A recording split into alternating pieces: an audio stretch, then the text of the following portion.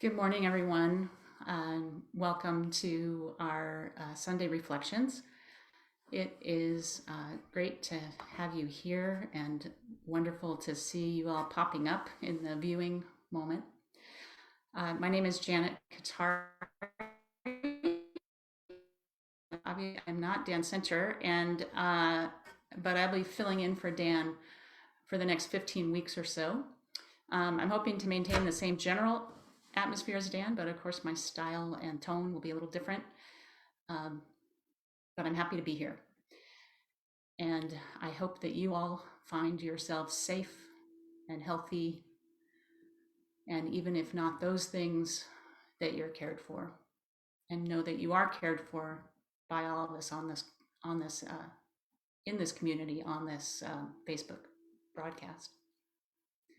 For the next few weeks and leading into Pentecost and the celebration of confirmation that will take place on that day, I'm going to take my inspiration from the Bible text for each day. And I'm going to use that as a takeoff point for exploring the spirit and love, embodiment, and action. I want to let you all know that I've used Facebook Live and Zoom a lot in the past year. And one of the things I've learned is there are always some glitches. So maybe we can expect that. And thanks for your patience and forgiveness along the way. And especially as I get used to this Sunday morning format, which is a new one for me, I'm looking forward to settling in over the next few weeks. And finally, I'm hoping that you all will join the conversation in the chat. We all are a community, and part of how we know that in this format is by reaching out to each other in the chat and the comments.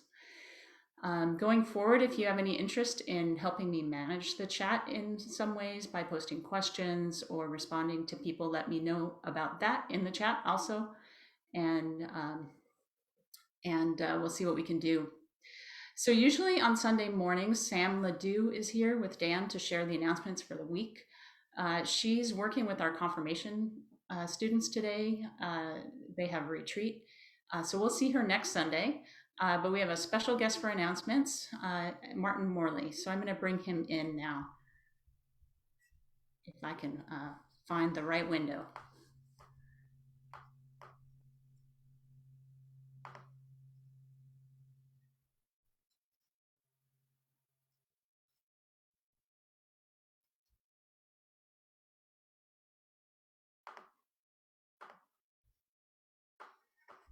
There we go. All right, so we'll welcome Martin.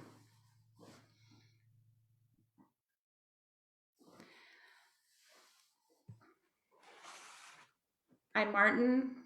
Hey, Janet. So I've just introduced you, and I'm looking forward to hearing our announcements today. Thanks. Thank you. And the first item of business, of course, is to welcome Janet.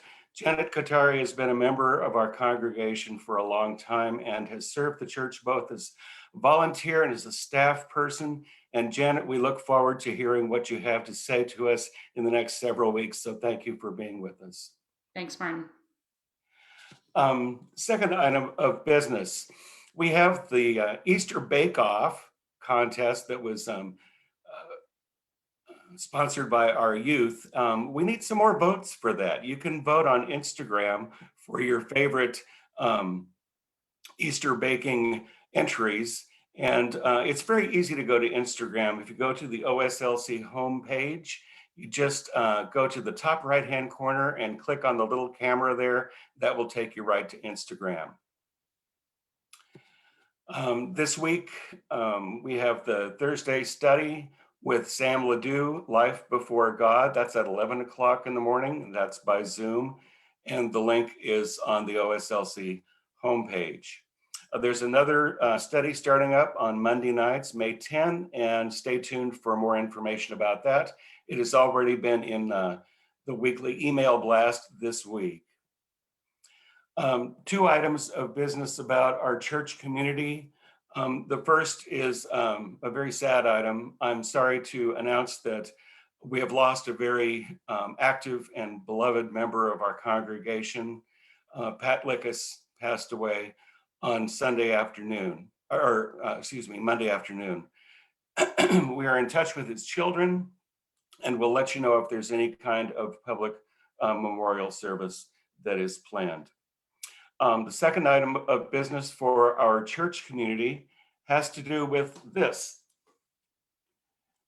And those of you who are regulars at OSLC know that when there is a single rose on the altar, it means that a baby has been born. In this case, the baby is Parker Lee Stiles, who is the grandson of Lauren and Liz Stiles.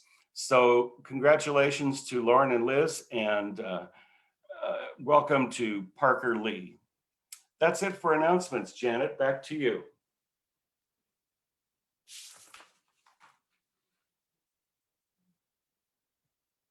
There we go. Thanks, Martin. Look forward to seeing you later today.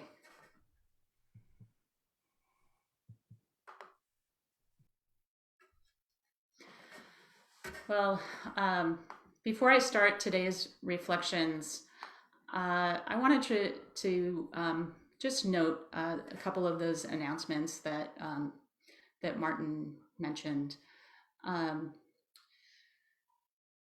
You know, some of these things that we would do together if we were physically together, we try to do them together in this way. So in my space, I have lit this candle to honor Pat's life and death. Such a powerful presence in our community, but also in the Las Lomas community. And so I invite us to take a deep breath and take a few moments just to honor and remember Pat.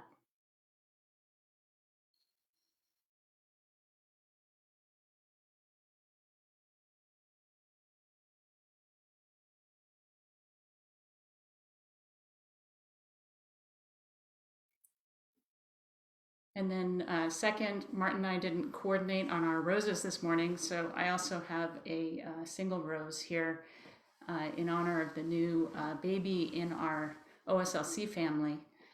And it's a moment of joy in our lives. All right, I'll invite you to take another deep breath as we jump into our reflection today. So last weekend I went shopping over at Orchard Nursery here in Lafayette. It was time to pull out all our winter vegetables for our summer plants. Most years I wait and plant those after Mother's Day. Actually, on Mother's Day, it's kind of a Mother's Day tradition for me with my kids. But it seems like it's getting warmer and it's safer to plant them a little earlier than I used to. So we got some tomatoes and tomatillos and peppers and some eggplant and some bush beans and herbs and tomatoes. And I usually don't quite get all of those plants in right away. It takes me a little while, a little procrastination. So I didn't actually get into planting until yesterday afternoon. I harvested and pulled out all the old vegetables, some Swiss chard and kale and spinach, and finally the carrots. And then I planted the beds. I'm going to share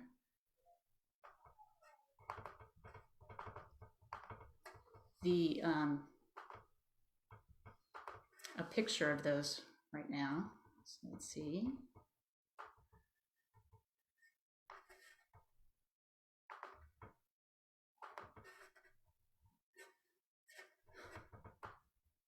There they are. So you can see these new plantings. There's a few flowers in the background, but these are plantings in one of the beds. And they're so small, but there's there's kind of an imagination of what it's going to be like as we pull forward over the next years.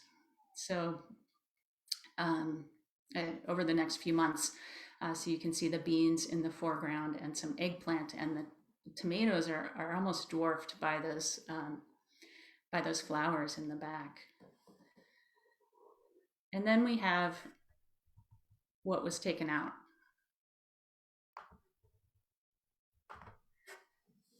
So here we have the carrots, and you can see how they've they're just coated in the soil that was a part of them. And my hands got so dirty getting in, planting, and pulling out all those carrots. And I think even now my hands are probably still have a little bit of that dirt clinging to them, to the fingernails.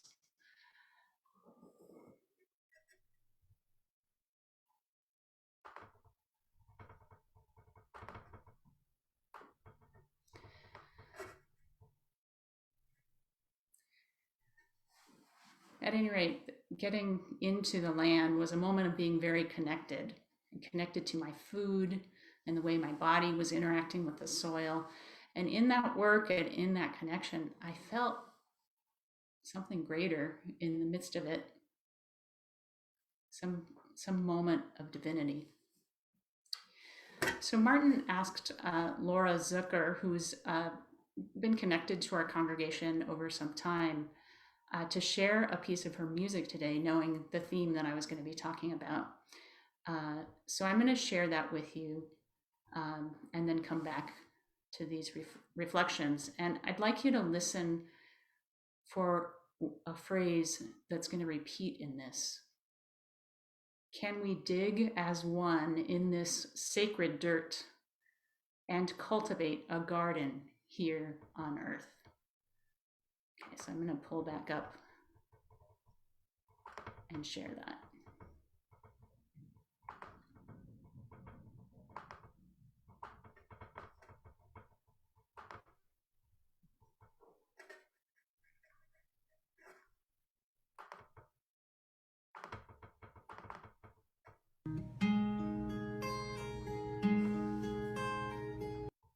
All right, let me try that again. There we go.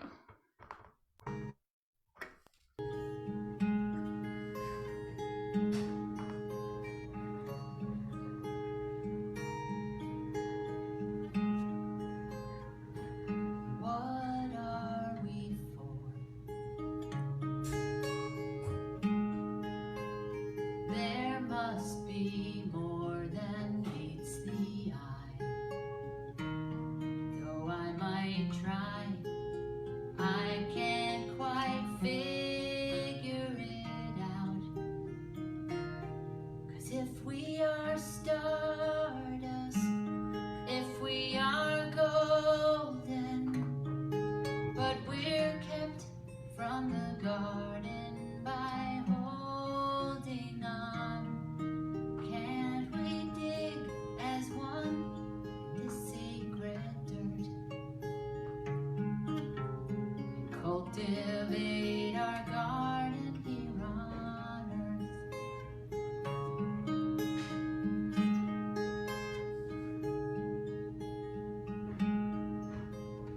How can I be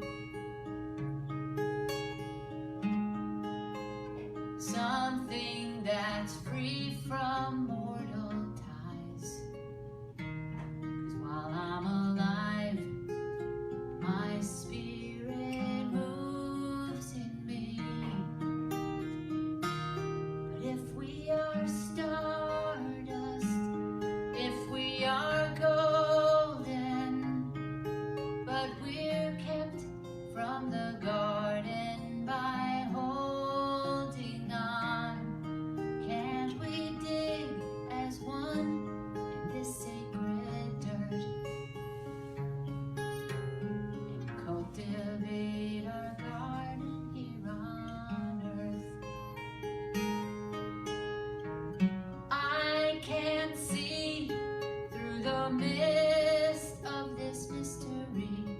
Could it be I'm not supposed to know?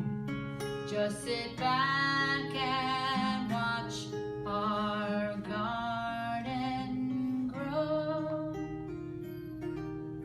'Cause if we are stardust, if we are golden, but we're kept from the garden by holding on, can we dig as one in this sacred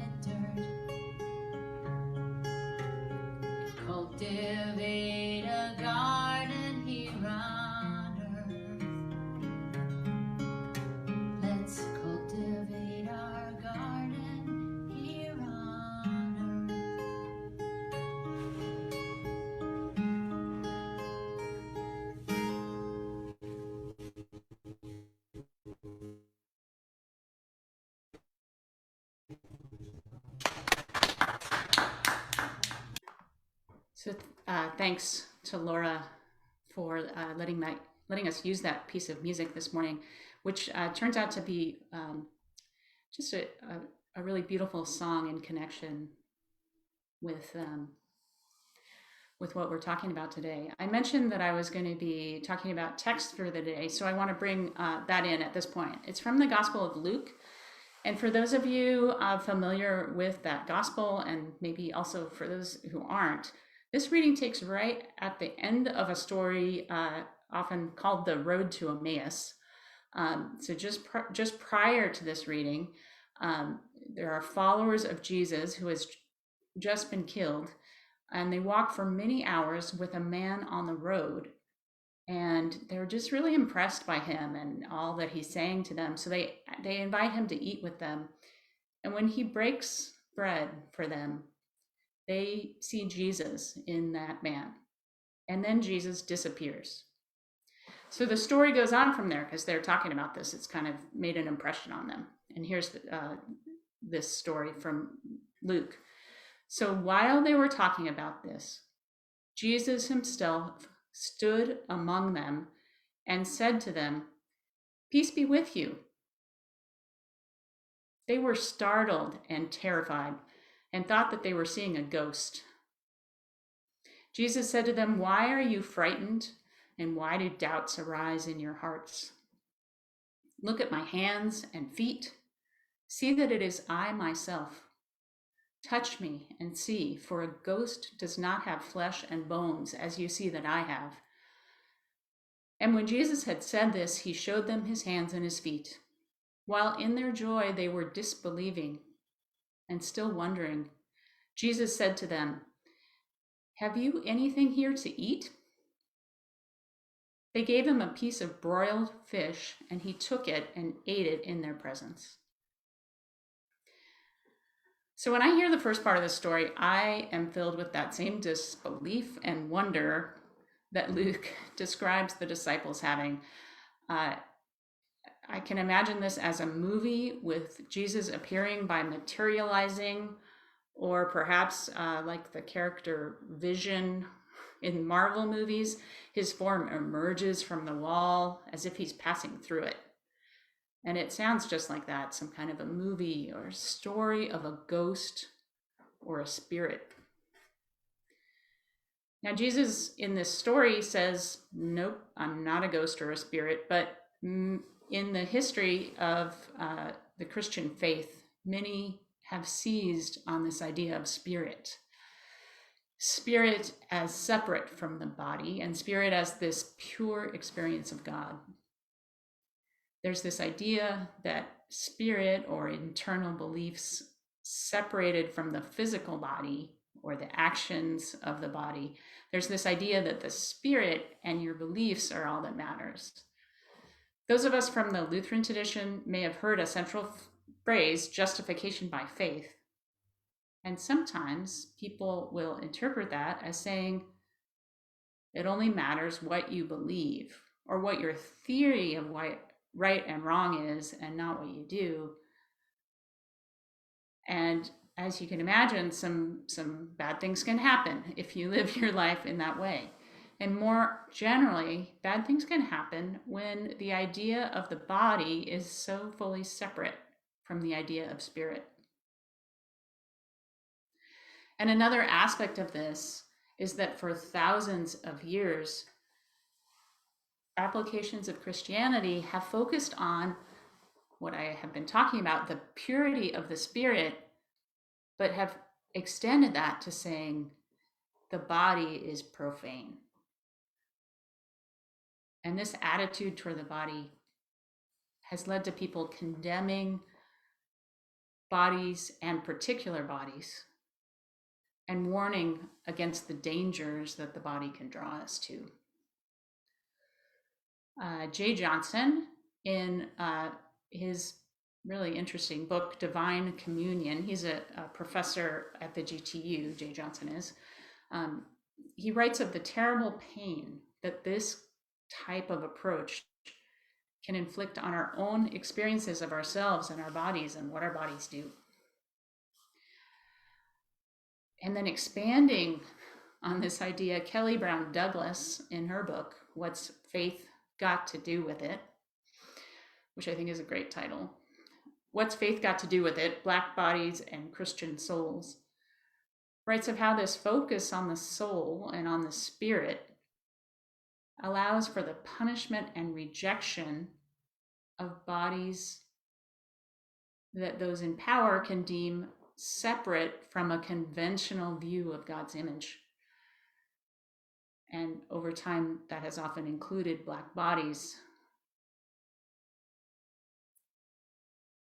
This value of the spirit has served as a justification for discrimination, characterizing certain people as ruled by their emotion or ruled by their bodies creates a justification to control those people.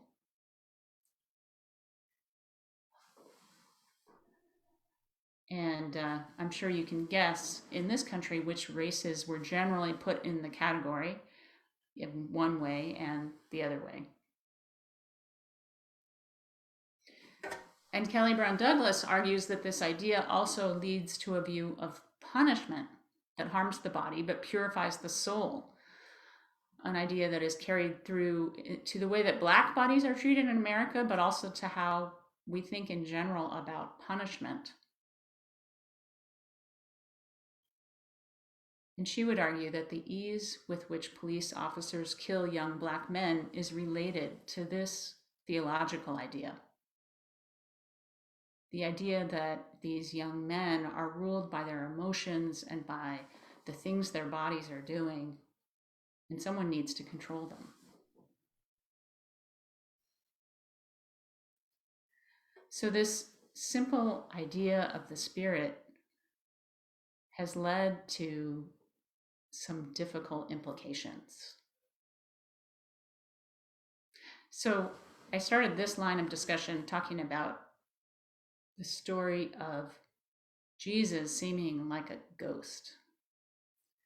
And I mentioned that in the story, Jesus actually says that he's not a ghost.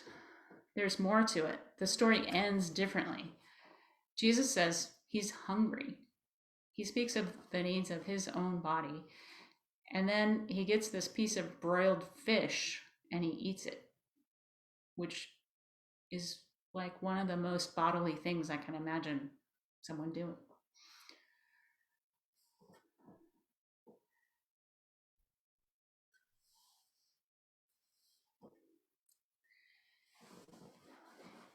One of the implications of that is that the body is sacred. In this story, as again, Kelly Brown Douglas talks about, the idea that God became embodied in Jesus, embodied so much so that he's eating a piece of fish, attests that the body, any body, can provide a vehicle for the divine.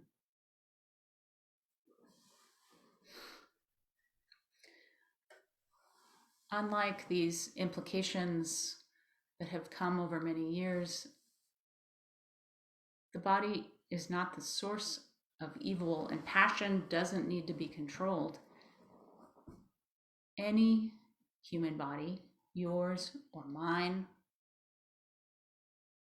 or any of these young men, Dante White's or Adam Toledo's, any human body can be, perhaps any human body will be, a vessel for divinity.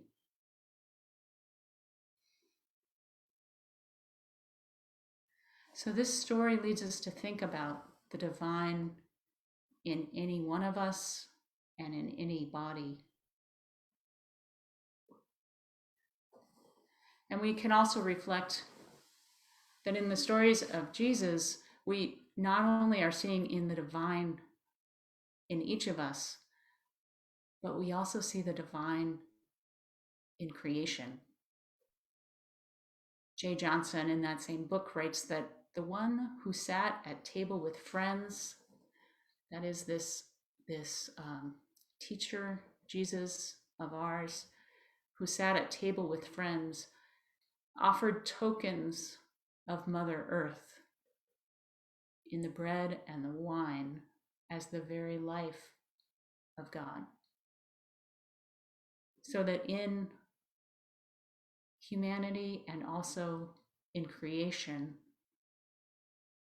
the divine is present.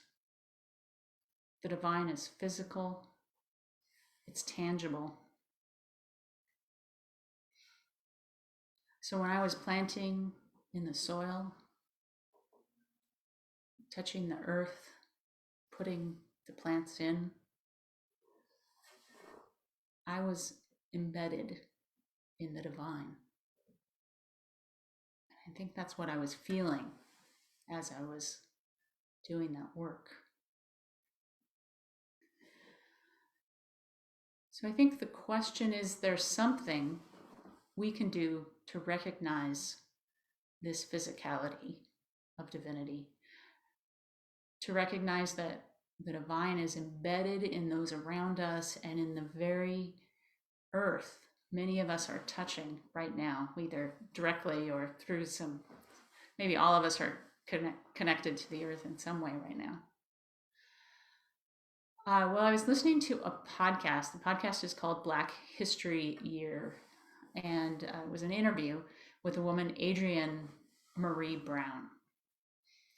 And she invites us, as we think about how can things be different than they are, to speculate and imagine.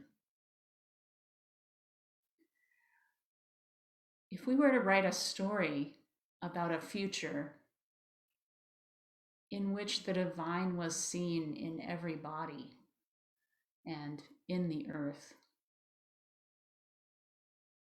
if we and others around us were able to recognize that divinity, what might the world look like?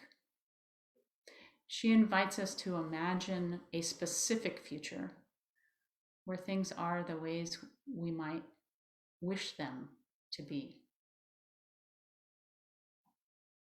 And in seeing that possible future, we can start working towards it. She says, every single person has a piece of the future inside of them. And again, that's each of us too.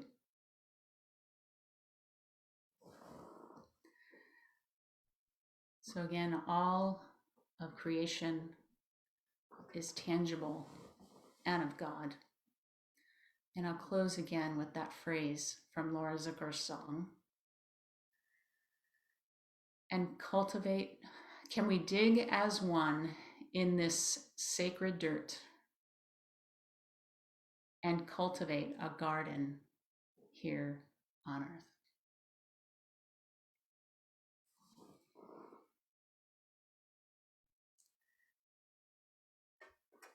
So thanks for being with me this morning.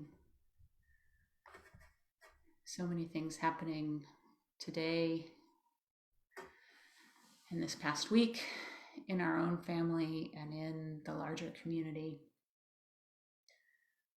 I invite you to join us for our coffee hour, which will start in about 10 minutes. And if you're in the area, we have worship in our parking lot that starts at 11. I'm going to invite all of you again to make a comment in the chat, to say hello to everyone and to share maybe an experience of creation that you have had over the past week. We have our annual recognition of the Earth coming up this week. In between this Sunday and next Sunday will be Earth Day for the world, and I invite you to respond to that. And as we close this part of the service, I'll turn off Facebook Live in a moment. But I'll ask that you join me in a prayer as we end.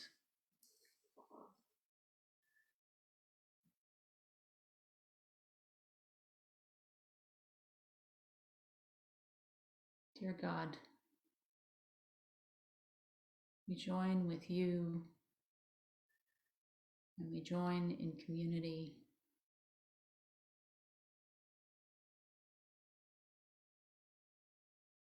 We honor lives that have departed and lives that have just begun.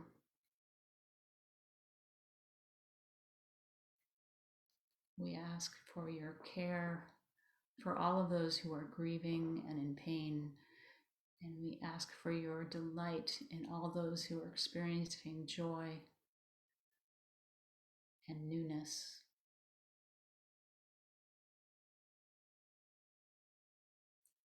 Walk with us and help us to walk with one another.